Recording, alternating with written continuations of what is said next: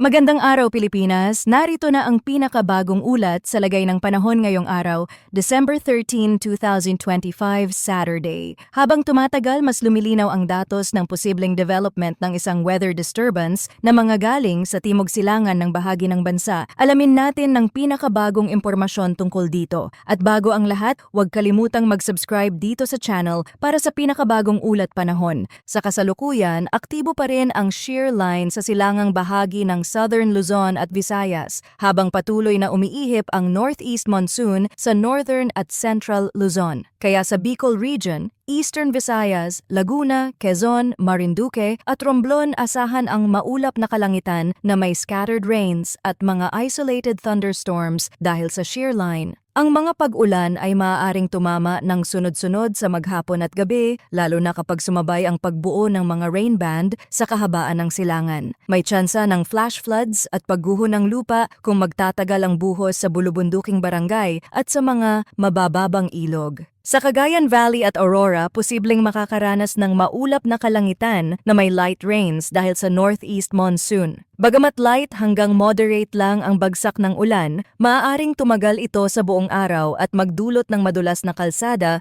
at bahagyang weak visibility sa mataas na lugar. Sa Metro Manila, Ilocos Region, Cordillera Administrative Region at ang natitirang bahagi ng Central Luzon at Calabarzon, posibleng makaranas din ng mga light rains dala ng northeast monsoon. Sa kabuuan, partly cloudy to cloudy ang lagay, pero kapag humila ang hangin sa bandang hapon hanggang gabi, posibleng sumingit ang ambon at pino hanggang katamtamang ulan. Sa natitirang bahagi ng bansa, inaasahan ang partly cloudy to cloudy skies na may isolated rain showers or thunderstorms dahil sa easterlies. Sa latest tropical cyclone update na inilabas ng PAGASA para sa Week 2 outlook mula December 19 hanggang December 25, may senyales na lalabas ang isang tropical cyclone-like vortex sa timog silangan ng Philippine Area of Responsibility na may mababang posibilidad ng ma-develop agad bilang ganap na tropical cyclone. Pero sa ngayon, hindi pa malakas ang ebidensya na bigla itong lalakas at aakyat sa intensity. Gayunman, ang ganitong klase ng sistema ay kayang maghatak ng moisture band papasok ng silangang baybayin, kaya hindi dapat maliitin ang potensyal nitong magbigay ng tuloy-tuloy na ulan kahit mababa ang hangin na dala. Sa GFS at Multimodal Read, kung sisilipin natin ang guidance ng Global Forecast System,